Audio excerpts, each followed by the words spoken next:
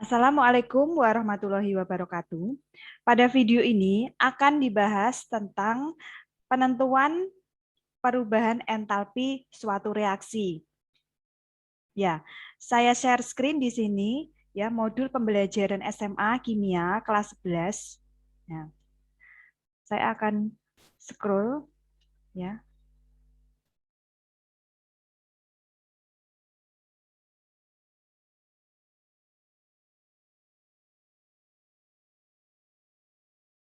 Ya.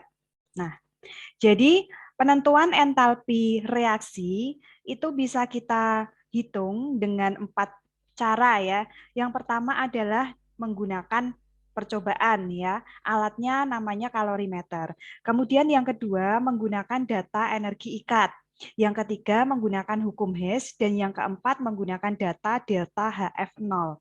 Nah, pada pertama kali ini kita akan membahas terlebih dahulu tentang penentuan entalpi reaksi berdasarkan data percobaan atau berdasarkan eksperimen. Nah, untuk menentukan penentuan entalpi reaksi tersebut, ketika melakukan percobaan itu menggunakan sebuah alat. Alatnya namanya adalah kalorimeter ya. Nah, caranya itu merupakan kalorimetri ya. Jadi caranya itu namanya adalah kalorimetri, merupakan perubahan entalpi ya, perubahan kalori yang diukur pada tekanan konstan. Untuk menentukan perubahan entalpi dilakukan dengan cara yang sama dengan penentuan perubahan kalori yang dilakukan pada tekanan yang konstan. Ya, jadi cara penentuan kaloreaksi dengan menggunakan kalorimeter itu disebut kalorimetri. Alatnya bernama kalorimeter. Nah, kalorimeter itu ada beberapa macam ya. Kalian perhatikan di sini gambar suatu kalorimeter yang sudah canggih ya, dinamakan kalorimeter bom. Nah, kalian perhatikan gambarnya ini ada sebuah wadah ya, wadahnya di mana ini merupakan sistem isolasi ya, kemudian dihubungkan dengan suatu termometer digital, jadi dia sudah canggih, nanti suhunya di sini langsung keluar. Kemudian di sini ada sebuah pengaduk ya, ada sebuah pengaduk di mana nanti ketika suatu larutan dicampurkan dengan suatu larutan dimasukkan ke wadah sini, nanti akan diaduk oleh pengaduk tersebut gitu ya. Nah, itu adalah kalorimeter bom. Nah, kalorimeter yang sering sekali digunakan dan kebanyakan laboratorium-laboratorium di sekolah itu punya, itu adalah kalorimeter sederhana. Kalian perhatikan gambarnya ya. Nah, ada gambar A dan ada gambar B. Nah, kita lihat gambar A. Ini merupakan kalorimeter sederhana di lab kimia, di mana terdiri dari wadahnya ini ya. Kemudian di sini ada pengaduknya. Nah, ini pengaduk dan pengaduknya nanti akan dimasukkan ke dalam wadah tersebut lalu ditutup. Ini warna hitam itu adalah tutupnya. Nah, di dalam tutup ini itu nanti kita beri dengan termometer untuk mengukur suhunya. Nah, ini ya, kalian bisa perhatikan gambarnya yang untuk B ya. Jadi ini suatu larutan dimasukkan ke dalam wadahnya tersebut, kemudian ini diaduk ya, dan setelah itu Pak ini ya ada termometer untuk mengukur suhu. Nah, itu merupakan kalorimeter yang ada di sekolah-sekolah ya, ada di lab-lab. Nah, kalian perhatikan di sini ya, kalorimeter itu merupakan suatu sistem yang terisolasi di mana tidak terjadi perpindahan materi maupun tidak terjadi perpindahan kalor ya. Nah, secara garis besar prinsip kerja kalorimeter itu menerapkan asas Black ya. Asas Black yang saya kira dulu di SMP kalian sudah pernah mendengar tentang asas Black ya. Di mana asas Black ini bilang bahwa mengemukakan bahwa dua buah zat atau lebih dicampur menjadi satu, maka zat yang suhunya tinggi akan melepaskan kalor, sedangkan zat yang suhunya rendah akan menerima kalor sampai terjadi kesetimbangan termal. Atau bisa dituliskan bahwa menurut asas Black ini kalori yang diterima sama dengan kalori yang dilepaskan. Nah, untuk menghitung kalor tersebut digunakan rumus yaitu Q sama dengan MC delta T ya. Q-nya itu adalah jumlah kalor, M itu massa zat, delta T itu merupakan perubahan suhu. Selain itu juga kita bisa menghitung kalor dari kalorimeter yaitu menggunakan rumus C besar kali delta T ya. Di mana C besar itu merupakan kapasitas kalor. Untuk yang C kecil tadi kalor jenis ya. Nah, oke. Nah, ini ya. Jadi kalorimeter itu merupakan sistem yang terisolasi sehingga tidak ada kalori yang terbuang ke lingkungan. Maka kalor reaksi sama dengan kalori yang diserap atau dibebaskan oleh larutan dan kalorimeter dengan tanda yang berbeda. Sehingga kalor reaksi yang terjadi itu sama dengan negatif Ki kalorimeter ditambah Ki larutan. Ya, pada prakteknya Ki kalorimeter ini sering diabaikan dalam perhitungan. Biar lebih gampang, nah sekarang kita masuk pada contoh soal. Ya, sebanyak 4 gram natrium hidroksida ml-nya 40 ya, dimasukkan ke dalam kalorimeter yang berisi 400 ml air. Ternyata larutan hasil reaksi mengalami kenaikan suhu sebesar 10 derajat Celcius dari suhu mula-mula. Bila massa jenis airnya itu 1 gram per milimol per mililiter dan kalor jenisnya itu merupakan 4,2 joule ya. Per gram Celcius, tentukan perubahan entalpi pelarutan natrium hidroksida. Asumsinya bahwa massa larutan hanya massa air. Jadi ibaratnya soalnya tuh begini, kita punya sebuah kalorimeter. Nah, di dalam kalorimeter itu kita sudah punya air ya, sudah punya aquades yaitu 400 mili volumenya. Lalu di dalam kalorimeter itu kita beri dengan NaOH sebanyak 4 gram. Terus itu diaduk. Nah, dari pengaduan tersebut kan terjadi reaksi. Maka nanti akan terjadi perubahan suhu yang diukur pada termometer tersebut. Nah, ternyata datanya sudah ini ya sudah didapatkan.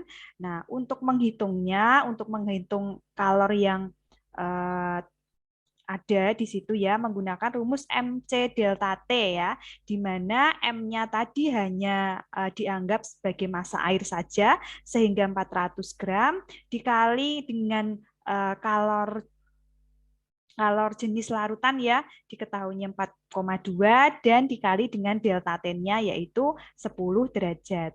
Nah, hasilnya adalah 16.800 joule atau 16,8 kilojoule ya. Sampai sini saya kira ini cukup gampang, cukup mudah ya, sehingga saya akan melanjutkan pada penentuan entalpi reaksi yang kedua, yaitu penentuan entalpi reaksi berdasarkan perubahan entalpi pembentukan standar atau delta HF0 ya. Nah, di sini suatu kalor reaksi dapat ditentukan berdasarkan data entalpi perubahan zat reaksi dan produknya. Nah, dalam hal ini zat reaksi dianggap terlebih dahulu terurai menjadi unsur-unsurnya. Kemudian unsur-unsur tersebut bereaksi membentuk zat produk. Nah, entalpi pembentukan zat yang diukur pada keadaan standar merupakan delta HF0. Oleh karena itu, perubahan entalpinya menggunakan rumus ini.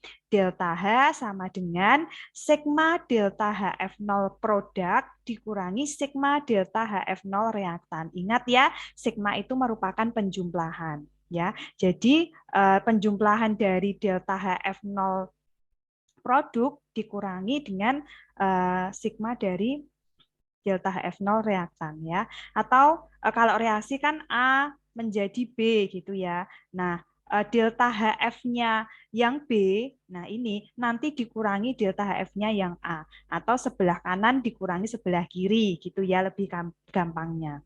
Nah, untuk memahami apa yang disampaikan, kita lihat contoh soal ya. Diketahui perubahan entalpi pembentukan standar yaitu metanol ya, metanol negatif 238,6 kJ per mol, CO2-nya ini sekian, H2O-nya sekian. AR-nya H1C12O16. Nah, yang menjadi pertanyaan adalah tentukan entalpi pembakaran metanol CH3OH. Yang kedua, tentukan jumlah kalori yang dibebaskan pada pembakaran 8 gram metanol. Baik, kita bahas. Nah, kita tuliskan dulu reaksi pembakaran metanol ya. Berarti reaksi pembakaran metanol kan otomatis CH3OH kalau dibakar itu berarti plus apa? Selalu plus O2. Nah, ini kan merupakan senyawa turunan dari hidrokarbon yang terbakar secara sempurna sehingga kalau hidrokarbon dibakar atau senyawa hidrokarbon dibakar hasilnya ya selalu CO2 plus H2O dengan catatan reaksi pembakaran tersebut adalah reaksi pembakaran sempurna. Nah, kemudian disamakan koefisiennya ya menjadi ini ya 3/2 kemudian ini. Kemudian ingat bahwa pembakaran metanol ya. Di sini syaratnya harus 1 mol gitu ya. Baik, nah ditanyakan delta H-nya. Nah, caranya adalah ya, delta H sama dengan sigma delta HF0 produk dikurangi sigma delta HF0 reaktan. Nah, kita lihat nih ya, yang punyanya produk ini apa aja sih? Produknya ini apa aja sih delta HF-nya ya? Oh, ternyata ada CO2 dan ada H2O. Nah, berarti ini sigma delta HF-nya itu dijumlahkan yaitu ya karena CO2 di sini jumlahnya 1, berarti ini kita tuliskan 1 ya dikali delta HF0 punyanya CO2 ditambah karena kan sigma ya. Nah, ini koefisiennya 2 ya, berarti kita tuliskan 2 kali delta HF0 punyanya H2O. Nah, itu adalah yang produknya sebelah kanannya. Sekarang sebelah kiri. Sebelah kiri itu ada CH3OH dan juga O2. Nah, dikurangi satu ya, ini harusnya 1 karena 1 kan nggak usah ditulis ya. Delta H ya 1 dikali delta HF0 punyanya H3OH ditambah, nah ini 3/2 dikali, karena ini koefisiennya 3/2, delta HF delta HF0 dari O2. Nah, kemudian tinggal kita masukkan nih dari data-data ini ya, negatif 393,5 kan ini ya punyanya CO. Nah, kemudian ditambah 2 kali negatif 286. Nah, ini ya punyanya si H2O. Kemudian dikurangi negatif 238,6 plus, nah ini di sini itu tidak diketahui delta HF0 dari O ya, dari O2. Kenapa? Karena delta HF0 dari O2 itu nilainya adalah 0 sehingga tidak dituliskan ya, tidak dituliskan. Maka dari itu di sini langsung dituliskan 0 seperti itu. Nah, ini tinggal kita tambahkan, ini juga kita tambahkan terus dikurangkan. Hasilnya adalah negatif 726,9 kilojoule. Seperti itu ya, biar lebih singkat videonya karena kalau videonya terlalu panjang kan sepertinya agak membosankan ya. Jadi Bu Elsa langsung lanjut ke yang B, yaitu menentukan jumlah kalori yang dibebaskan pada 8 gram metanol yang dibakar. Nah, caranya adalah berarti kita mencari kalornya ya untuk 8 gram. Kalau tadi kan untuk 1 mol kan belum tentu 8 gram. Nah, ini diminta 8 gramnya. Nah, kalori yang dibebaskan dari 8 gram tadi kan kita harus cari dulu molnya ya. Mol sama dengan ya, ingat ini materi kelas 10.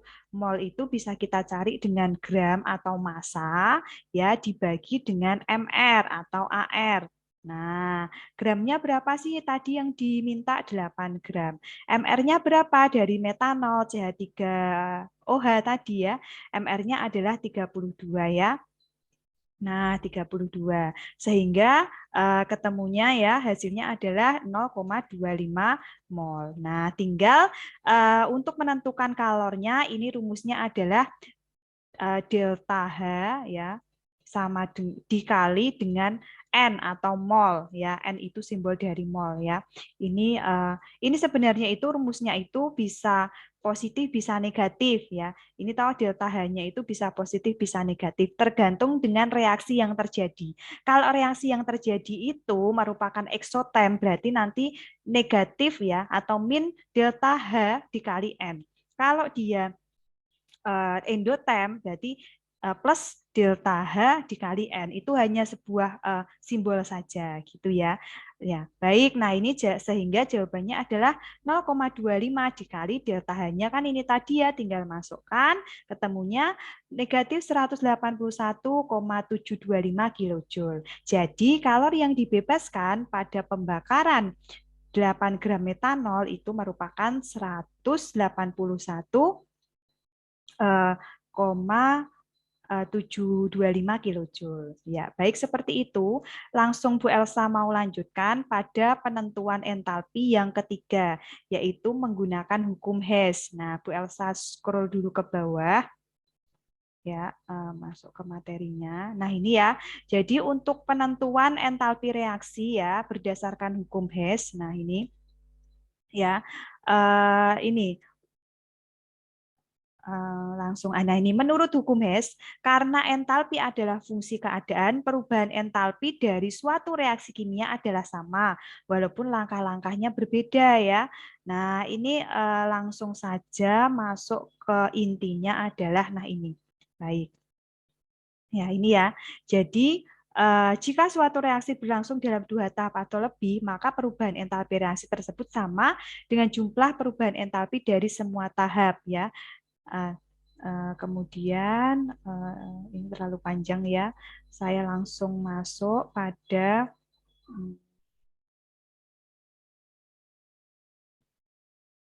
nah ini. Oke. Nah, jadi secara matematis ya, delta H reaksi menurut hukum Hess itu bisa dinyatakan dengan delta H1 ditambah delta H2 ditambah delta H3 dan seterusnya gitu ya. Atau kita lihat diagramnya nih biar lebih mudah dipahami ya. Nah, ini suatu reaksi ya, suatu reaksi dari A mau menjadi D ya. Zat A mau jadi zat D. Nah, ketika suatu zat A mau menjadi zat D, ini langkah-langkahnya itu atau jalannya itu bisa berbeda. Bisa A langsung menjadi D. Ya, ini panah yang ini ya. Dia memiliki entalpi sebesar delta H3 ya, A menjadi D. Nah, ini. Kemudian bisa juga dia menjadi D ini dengan langkah dia menjadi C dulu. Ya, jadi senyawa A menjadi C dulu. Lalu setelah menjadi C, baru menjadi D. Nah, di situ entalpi reaksinya berarti delta H2 ditambah delta H5. Nah, seperti itu. Lalu ada yang ketiga nih, jalan yang ketiga, yaitu senyawa A menjadi senyawa B dulu, baru menjadi senyawa D. Sehingga delta H reaksinya itu delta H1 ditambah delta H4. Seperti itu ya. Nah, dengan demikian menurut hukum Hess dapat dibuat persamaan ya. Delta H1 plus delta H4 sama dengan delta H3 sama dengan delta H2 plus delta H5 gitu. Baik, nah ini merupakan contoh soal. Nah, ini ya contoh soal. Nah, contoh soal dari penerapan hukum Hess tadi ya. Nah, ini. Oke, baik. Bu Elsa akan bahas secara singkat ya. Nah, di sini ada suatu reaksi kimia dari senyawa P ya, senyawa P dia akan menjadi R ya, menjadi R. Jadi suatu senyawa P menjadi senyawa R. Nah, untuk menjadi senyawa R di sini tentukan R. Oke, ya berarti diminta untuk mencari ini delta H4. Nah, untuk mencari delta H4 berarti ya ini delta H2 ya yang kita bisa buat persamaan delta P menjadi R ini kan delta H2 yaitu diketahuinya 15 ya. Sehingga kita tuliskan delta H2. Nah, sama dengan ketika P menjadi Q kan bisa aja nih lewat jalan lain yaitu lewat jalan P menjadi Q dulu, setelah itu menjadi setelah itu menjadi S ya, baru menjadi R. Berarti dia melewati delta H sebanyak ini ya 3 ya, yaitu delta H1 kan ini ya, terus delta H3 berarti di sini tambah delta H 3, terus ditambah ini delta H4. Nah, delta H4. Nah, ini kan delta H2-nya ini 15. Nah, kemudian delta H1-nya kan negatif 35. Nah, ini kan. Lalu delta H3-nya itu adalah negatif 75. Nah, ditambah delta H4 yang dicari. Nah, tinggal ini dioperasikan ya matematikanya. Nah, hasil akhirnya adalah positif 125 kilojoule. Baik, seperti itu ya. Nah, kemudian saya lanjutkan untuk soal yang kedua. Ya, soal yang kedua. Nah, soal yang kedua ini juga cukup gampang ya. Tinggal ini dicoret-coret ya, tinggal dicoret-coret. Nah, jadi ini contoh soal ya. Diketahui data entalpi reaksi sebagai berikut. Nah, ini ya, Ca plus setengah O2 menjadi CaO, delta H-nya sekian. C plus O2 menjadi CO2, delta H-nya negatif 395,5 kilojoule dan seterusnya. Hitung perubahan entalpi reaksi dari CaO plus CO2 menjadi CaCO3. Nah, caranya adalah kita ini ya mengoperasikan ketiga reaksi ini sehingga dia bisa menjadi reaksi yang diminta yaitu ini. Nah, kalian lihat CaO ini sebelah kiri ya, sebelah kiri ya.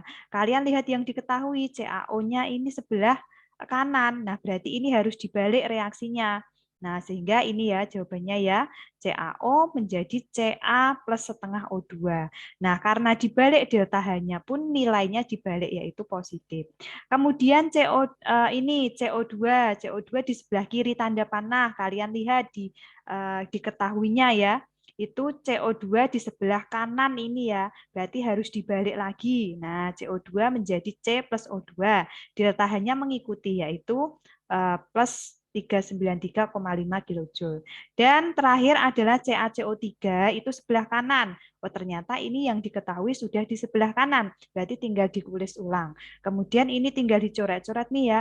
Ini sebelah kiri ada Ca, ini sebelah kanan ada Ca dicoret. Kemudian ini ada C sebelah kiri tanda panah, ini ada C sebelah kanan tanda panah, ini dicoret-coret semua sampai akhirnya tinggal ini ya CaO plus CO2 menjadi CaCO3. Hasilnya adalah tinggal ini ditambahkan negatif 178,1 kilojoule gitu ya. Baik, saya lanjutkan biar tidak terlalu lama. Untuk yang terakhir yang keempat, penentuan entalpi reaksi berdasarkan data energi ikatan. Nah, secara ringkasnya itu adalah ini ya. Jadi delta H reaksi ini itu adalah sigma ya, sigma delta H ya atau sigma energi pemutusan dikurangi sigma energi pengikatan atau sigma energi ruas kiri dikurangi yang sigma energi ruas kanan ya. Jadi nah, ini nanti kalian bisa baca sendiri ya. Nah, Bu Elsa langsung masuk contoh pada soalnya biar lebih paham ya bagaimana yang dimaksud. Nah, ini baik. Contoh soal. Nah, kalian perhatikan ya, kalian perhatikan. Diketahui energi ikat ya, energi ikat yaitu C dengan H yaitu sekian C, kemudian dengan C ikatannya rangkap 607 kilojoule per mol, kemudian C ini ya diketahuinya, ditanya delta H reaksi pada reaksi ini. Nah, reaksi ini ya C2H4 plus H2 menjadi C2H6. Nah, caranya adalah ini kalian buat struktur panjangnya dulu. Jadi kalian gambar yaitu seperti ini ya, yang apa senyawa hidrokarbon dulu. C-nya ada 2. Nah, karena dia termasuk apa alkena berarti ini ikatan rangkapnya itu 2. Kemudian ini H, ini juga H gitu ya. Ini H, ini juga H gitu dan seterusnya. Nah, hasilnya ini ya. Ini H kan H2, itu H dengan H. Ini kan C2H6 sudah menjadi alkana. Nah, ini gambarnya. Nah, kemudian untuk menentukan delta H reaksinya itu sama dengan sigma energi pemutusan ya dikurangi sigma energi pembentukan. Nah, jadi itu yang sebelah kiri dikurangi yang sebelah kanan ya. Nah, caranya adalah sigma kan itu penjumlahan. Nah, kita jumlahkan ya. Nah, kita hitung dulu. Di sini ikatan antara C dengan H itu ada berapa? Nah, cara menghitungnya kalian perhatikan ya. C dengan H ini ada 1. Terus ada ikatan C dengan H lagi yang kedua. Terus ini C dengan H lagi yang ketiga. Terus ini C dengan H lagi yang keempat. Berarti ada 4 ikatan C dengan H ini. Ya. Terus selanjutnya Bu Elsa hapus. Tadi kan sudah C sama H. Sekarang C sama C, tapi yang ikatannya rangkap 2, hanya ada 1. Nah, ini dituliskan di sini. Terus sekarang yang H dengan H, ikatan H dengan H itu hanya ada 1. Tuliskan di sini. Kemudian dikurangi yang sebelah kanan. Ya, sebelah kanan ini ikatannya apa aja sih? Oh, ternyata ada ikatan C dengan H dan juga ada ikatan C dengan C. Nah, kita hitung. C dengan H dulu, kita hitung bareng-bareng. Ini 1, ini 2, ini ketiga, ini keempat, ini kelima, ini keenam. Berarti ada 6 ikatan C dengan H, gitu ya. Nah, selanjutnya ikatan C dengan C di sini ada 1. Nah, ini. Nah, baru kita masukkan. Ya, baru kita masukkan data-data yang diketahui tadi. Nah, ini ya. Berarti C dengan ya ini berarti tinggal kita masukkan aja ya ini ya. Maksudnya adalah nah ini 4 dikali nah kalau ini kan di ini ya apa nama disederhanakan ya. Nah, ini bisa juga seperti ini. 4 kali ya berarti ini sama dengan 4 dikali C dengan H itu berapa sih nilainya? C dengan H itu ini 415. Berarti 4 dikali 415. Nanti hasilnya sama. Ditambah C dengan C, tapi katanya rangkap 2 hanya ada 1, berarti ditambah 607 gitu. Ditambah H dengan H, berapa ini? 436. 436, itu yang sebelah kiri. Terus dikurangi yang sebelah kanan, yaitu 6 kali C dengan H, ini berapa? Nah, berarti 6 dikali 415. Nah, ditambah dengan C ini 348. 348. Nah, tinggal dioperasikan sehingga hasilnya nanti sama ini ya, negatif 135 kilojoule seperti itu. Baik, sampai itu dulu untuk materi hari ini ya. Jadi untuk pembahasan video kali ini, jadi tadi ada 4 penentuan entalpi reaksi seperti itu. Baik, tidak terlalu panjang videonya biar tidak terlalu bosan ya sehingga nanti kalian bisa materinya bisa diterima, bisa ditangkap dengan baik. Baik, sampai itu dulu video kali ini. Saya ucapkan terima kasih. Wassalamualaikum warahmatullahi wabarakatuh.